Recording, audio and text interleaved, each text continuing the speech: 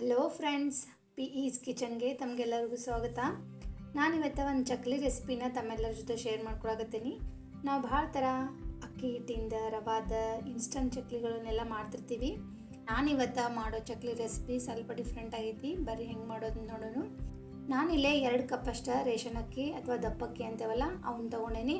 ಅವ್ನು ಮೊದಲೇ ತೊಳೆದು ಒಂದು ಸ್ವಲ್ಪ ನೆರಳಿನಾಗ 2 ರಿಂದ 3 ತಾಸು ಫ್ಯಾನ್ ಗಾಳಿಗೆನ ಆರಿಸ್ಕೊಂಡು ತೊಗೊಂಡೇನಿ. ಇವನು ಬಿಸಿಲಿನಾಗ ಒಣಗಿ ಹಾಕಬಾರ್ದು, ನೆರಳಾಗ ಒಣಗಿಸ್ಬೇಕು.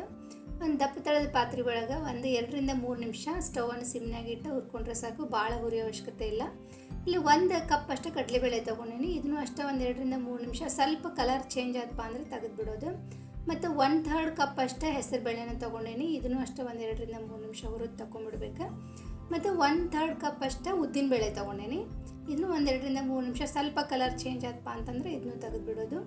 ಮತ್ತು ಇಲ್ಲಿ ಅರ್ಧ ಕಪ್ ಅಷ್ಟು ನಾನು ಇಲ್ಲಿ ಅವಲಕ್ಕಿ ತೊಗೊಂಡೇನಿ. ದಪ್ಪ ಅವಲಕ್ಕಿ ನಾ ತೊಗೊಂಡಿದ್ದು ಮೀಡಿಯಮ್ ಅವಲಕ್ಕಿ, ನೀವು ಯಾವ ಅವಲಕ್ಕಿ ಬೇಕಾದರೂ ತೊಗೋಬೋದು. ಇದನ್ನು ಸ್ವಲ್ಪ ಬಿಸಿ ಮಾಡಿದ್ದು ತೆಗೆದುಬಿಡೋದು. 1 ಟೇಬಲ್ ಸ್ಪೂನ್ ಅಷ್ಟು ಸಾಬುದಾನಿ ತೊಗೊಂಡೇನಿ. ಅದನ್ನು ಸ್ವಲ್ಪ 2 ರಿಂದ 3 ನಿಮಿಷ ಬಿಸಿ ಮಾಡಿ ತೆಗೆದುಬಿಡೋದು.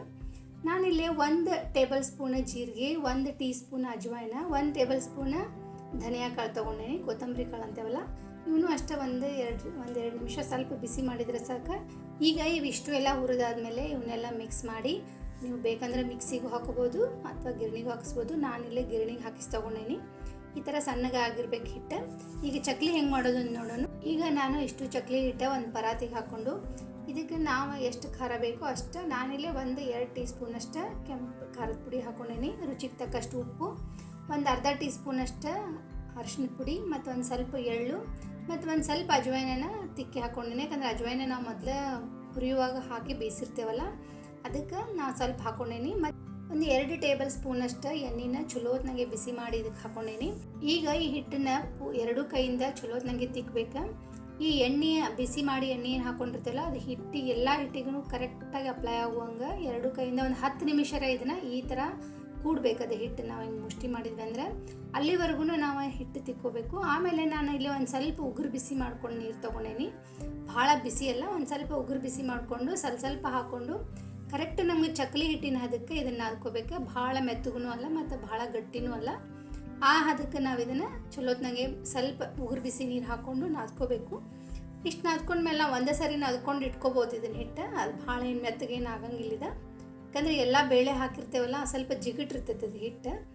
ಅದಕ್ಕೆ ಒಂದೇ ಸರಿ ನಾದಿ ಇಟ್ಕೊಂಡ್ಮೇಲೆ ಈಗ ನಾವು ನಮ್ಗೆ ಎಷ್ಟು ಬೇಕಲ್ಲ ಅಷ್ಟು ತೊಗೊಂಡು ಒಂದು ಸ್ವಲ್ಪ ನೀರು ಹಚ್ಚಿ ಈ ಥರ ಕರೆಕ್ಟ್ ಕನ್ಸಿಸ್ಟೆನ್ಸಿ ಮಾಡ್ಕೊಂಡು ನಾವು ಚಕ್ಲಿನ ಮಾಡ್ಕೋಬೋದು.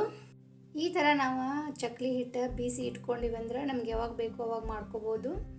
ಈ ಥರ ನೋಡಿರಿ, ನಮ್ಗೆ ಯಾವ ಸೈಜಿಂದ ಬೇಕೋ ಆ ಸೈಜಿಂದ ಚಕ್ಲಿನ ನಾವು ಮಾಡ್ಕೋಬೋದು. ಕಟ್ಟಾಗಂಗಿಲ್ಲದ ಚಕ್ಲಿ, ನಮ್ಗೆ ಯಾವ ಸೈಜಿಂದ ಬೇಕು ಆ ಸೈಜಿಂದ ಚಕ್ಲಿನ ನಾವು ಮಾಡಿಕೊಂಡು ಈಗ ಒಂದು ಸೈಡ್ ನಾ ಎಣ್ಣೆ ಬಿಸಿಗಿಟ್ಟಿದ್ದೆ.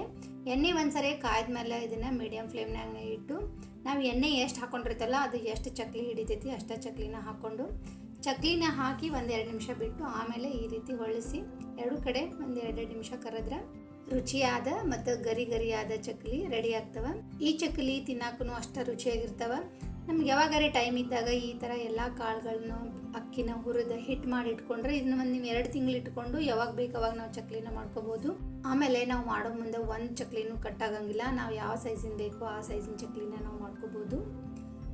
ಈ ಚಕ್ಲಿ ರೆಸಿಪಿನ ನೀವು ಒಂದ್ಸರಿ ಖಂಡಿತ ಟ್ರೈ ಮಾಡಿರಿ. ಹೆಂಗೆ ಅನಿಸ್ತು ಅಂತ ನಂಗೆ ಕಮೆಂಟ್ ಮಾಡಿ ತಿಳಿಸ್ರಿ. ಈ ವಿಡಿಯೋ ಇಷ್ಟ ಆಗಿದ್ರೆ ಲೈಕ್ ಮಾಡಿರಿ. ಇನ್ನಷ್ಟು ಹೆಚ್ಚಿನ ರೆಸಿಪಿಗಳಿಗಾಗಿ ಚಾನೆಲ್ನ ಸಬ್ಸ್ಕ್ರೈಬ್ ಮಾಡೋದನ್ನು ಮರಿಬೇಡ್ರಿ. Thank you.